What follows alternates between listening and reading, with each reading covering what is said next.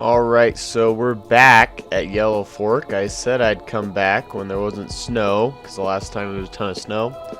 But as you know, this was the craziest snow pack on record. So there's still a lot of snow up there, but it's May. So we're going to go up the Rose Canyon part, and you can just see all these trees that have come down and look at the river going. Here's a cache spot that had a dead deer at it. Yeah, and here's the start of chaos. You can see how deep all the snow runoff is getting. It's dug a river right through the road. This is Rose Road. And we're starting to really get into the muddiness. It's starting to get a little green, but not as green as I would have expected in May. Here's that big pasture, if you remember from the old winter video. And now we're entering this zone, which you can still go through, just don't go off to the sides of the road. And definitely do not go into Camp Williams Military Reservation. You might get shot up. And now this section, we're starting to get a little steep. You can see the water everywhere. That's kind of where we came up through. There's just some more sagebrush, so we're getting up on the ridge. And there's kind of some of the peaks that are available, and I went up that one on the left in the last video I made about here. Here's a little divide where I'm going to go back down into the confusing trails. So there's a lot of trails, and they're kind of just haphazardly thrown about. They don't make sense, so you're gonna have to find your way through this maze. You can see still snow in May, and then here's a little floodplain. And the rivers like to go where the trails are going. They didn't really make them very well. So you got Big Rock, Yellow, Butter, and another one. And they're just like everywhere. It's just like chaotic. Let's see, we got Horsing Around, which is just classic. I love to horse around.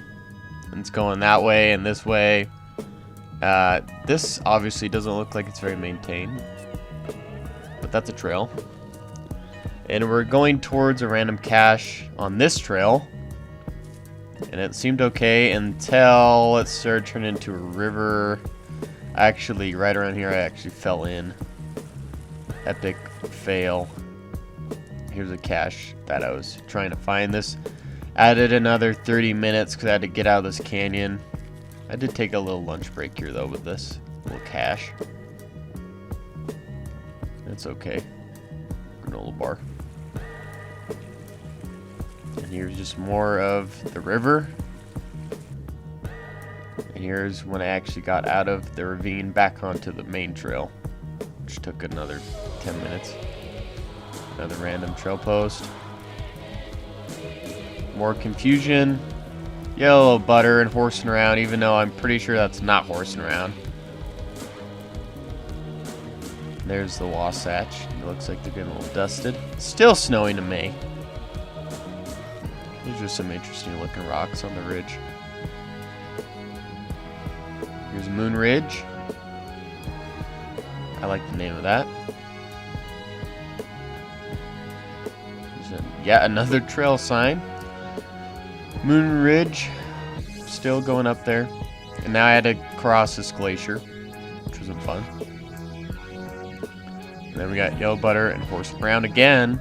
I swear, like, Horsing Around does not match up with these signs at all. Because, like, they're not intersection. It's like, I don't even know how to explain how confusing these trails are. And then finally I saw some people. I think they saw me up on this hill high in the cache, and they didn't want to go in the ice. Wind Caves Way. The Wind Caves are in Wyoming, though, so I don't know what that's about. Now I'm kind of going back towards the trailhead. And this was probably the worst section. This like whole mile was just pure floodplain river. They built the trail at the lowest part of the valley. So like all the water is just going straight down the trail. They could have done it a lot better. But eventually we're getting back into these picnic areas. Nice little tables for the horse people. Can't drive up there in the vehicle though. But yeah, there's a ton of these little micro sites. Probably like 10, 12 that I passed by. They look like a nice little place to relax. And just, yeah, a ton of trees were just all over the trail. Is probably the most egregious one. Getting back to the trail. And then right after this, I did get back to the car. You can just see the river is pretty chaotic, really close to the trail. The last time I gave this a 7.76, and I think I would still rate it a 7.76. The problem is there's just so many trails and it's so messy, it's just hard to say for sure.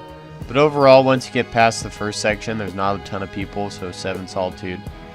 Everything looks pretty similar, just kind of a lot of juniper, kind of scrub oak stuff. There's some cool features to run around, so maybe 7 still. Then difficulty is probably a 6 because some sections are really easy and some are pretty hard and steep, so overall like a 6. You can do some nice easy loops or mix in some really hard stuff, like if you went to Butterfield. Peak. So we're all a 7.76. I would, you know, stay with that rating. So yeah, if you want to go in May, it might be really wet. So keep that in mind. Have a good day.